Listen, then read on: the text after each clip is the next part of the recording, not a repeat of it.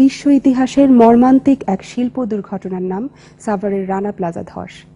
ঢাকা জেলা সাভারের আনন্দপুরে রানা প্লাজায় ক্ষতিগ্রস্ত শ্রমিকদের পুনর্বাসনের জন্য এগিয়ে এসেছেন কিছু মানবতাবাদী মানুষ।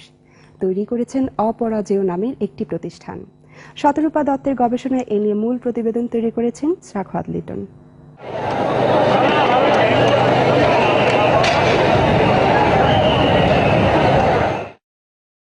24 এপ্রিল 2013, সময় সকাল 8:45। ধসে পড়ে গার্মেন্টস প্রতিষ্ঠান রানা প্লাজা। এই দুর্ঘটনা বিশ্ব ইতিহাসে তৃতীয় বৃহত্তম শিল্প দুর্ঘটনা হিসেবে বিবেচিত হয়েছে। নাড়া দিয়ে গেছে বিশ্ব মানবের বিবেককে। আর হাজারো জীবনের মর্মান্তিক প্রয়াণে কেঁদে উঠেছে এই বাংলার বুক। দুর্ঘটনায় অনেকেই হাত পা হারিয়ে পঙ্গুত্ব বরণ করে, বাকিরা কর্মহীন জীবনের চরম এক অনিশ্চয়তার পথে হাঁটতে থাকে। ধূসর হতে থাকে রঙিন জীবনের স্বপ্ন। আর তখনই এই অসহায় মানুষদের পাশে এসে দাঁড়ায় কিছু উদ্যমী তরুণ।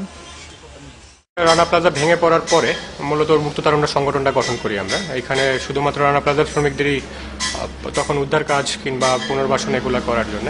সে থেকেই আমরা ফ্রেন্ডস অ্যান্ড ফ্যামিলি, তারপরে কিছু গ্রুপ সবাই মিলে আলাপ আলোচনার মাধ্যমে বেশি একটা স্কিল মাইগ্রেশন না করে কিভাবে এদেরকে আবার কাজে ফিরিয়ে আনা যায় সে চিন্তাভাবনার মাধ্যমেই এটা আজকে দাঁড়িয়েছে। 1 জুলাই 2013 থেকে রানা প্লাজার ক্ষতিগ্রস্ত শ্রমিকদের জন্য কাজের ক্ষেত্র তৈরির উদ্দেশ্যে তারা সৃষ্টি করেন অপরাজেয় নামের এ প্রতিষ্ঠান। মাত্র 6টি বাণিজ্যিক সেলাই মেশিন ও 7 জন কর্মী নিয়ে যাত্রা শুরু করলেও বর্তমানে এখানে রয়েছে 21টি মেশিন ও 23 জন কর্মী, যারা নতুন করে স্বপ্ন বুনছেন আগামীর। অ্যাক্সিডেন্ট হওয়ার পরে যখন সুস্থ হওয়ার পরে আবার চাকরির সন্ধান করি। পরে এক ভাইয়ের কাছে শুনতে পারলাম যে এখানে ছোট্ট একটা ব্যাগের ফ্যাক্টরি হয়েছে, একতলা বিশিষ্ট, যার কারণে আমি এখানে চলে আসি। পরে এখানে জয়েন দিই। এসে বললাম যে আমরা কাজ করতে চাই অসুস্থ অবস্থায়। ও যে অসুস্থ অবস্থা, কাজ কেমন করে করবেন, কাজ করাই লাগবে, পেটে তো মানবে না অসুস্থ। এই তখন তিনি এই অবস্থায় কাজ করতেছি এই জায়গায়। এই কারখানাটি পাটজাত বিভিন্ন ধরনের হস্তশিল্প তৈরি করে। বর্তমানে এই কারখানায় তৈরি পণ্য বিভিন্ন শপিং মলে সরবরাহ করা হয়। দেশের বাইরে রপ্তানির জন্য তাদের তৈরি পণ্য সরবরাহের প্রস্তুতি চলছে। অনেক জায়গায় বড় বড় পজিশনে আছেন, ওনাদেরকে জানানো যে এরকম একটা ইনিশিয়েটিভ আছে। অর্ডার আসতেছে, সে অর্ডারে কোটেশন থাকতেছে, কোটেশনের মেজারমেন্ট অনুযায়ী আমরা ব্যাগ তৈরি করতেছি। এই কর্মীরাই মূলত কারখানার মালিক। তাদেরকে দিক নির্দেশনা দেওয়ার জন্য রয়েছে একটি গভর্নিং টিম, যারা স্বেচ্ছাসেবী হিসেবে কাজ করেন এবং পণ্য উৎপাদন, বাজারজাতকরণ সহ প্রমোশন সংক্রান্ত বিভিন্ন বিষয়ে দেখাশোনা করেন।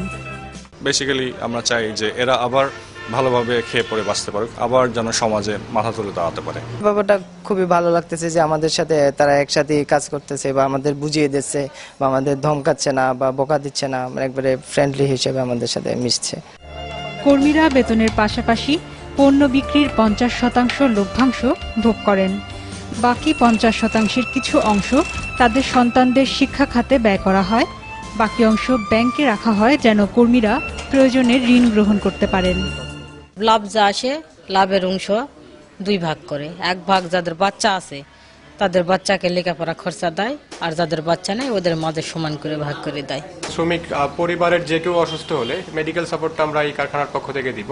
হয়তো আমাদের সংসারে হতে একটু চলাফেরার কষ্ট আছে, মালিককে জানালে সেটা দেয়, সবকিছুই দেয় সুবিধা। এদেরকে দেখে শুনে রাখার দায়িত্ব আমাদের। সো আমি চাবো যে আরো আমাদের মতো আরো যারা আছেন ভলান্টিয়ার বা এনজিওস আছেন, বিদেশি থেকেও হতে পারে সাহায্য, তারা যেন এগিয়ে আসে।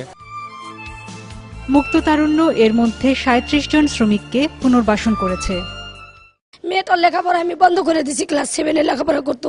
ছেলেটা পড়াইতে পারতেছি না, স্বামীর চিকিৎসা করতে পারতেছি না, ঘর ভাড়া দিতে পারতেছি না। মানে আমার এমন পরিস্থিতি, মানুষের যেন এই জীবনে এই পরিণতি না আসে। পরে উনি আমাকে এই জায়গায় রিন্টু ভাইয়ের কাছে নিয়ে আসে। যাই হোক, আগে আল্লাহ পরে উনার উসিলায় আমি ওনা বলার পরে উনি আমাকে একটা মেশিনে দিল, বললো যে আপা তুমি চাকরি করে এই টাকাটা শোধ করো। ট্রাস্টের আন্ডারে এটা নিয়ে আসবো, কিছু বড় মেম্বার্স থাকবেন যারা কিনা আরো ভালোভাবে আমাদের অ্যাডভাইস করতে পারবেন, বিভিন্ন জায়গায় আমাদেরকে আরো সুযোগ করে দিতে পারবেন। এছাড়াও ভবিষ্যতে আমরা একটা চ্যারিটেবল স্কুলের চিন্তা ভাবনা করছি। এই সংগঠনের মূল বার্তাটি হলো, no matter how difficult it is, if people try they can stand tall and rise to the challenges of life. They can become unbeatable.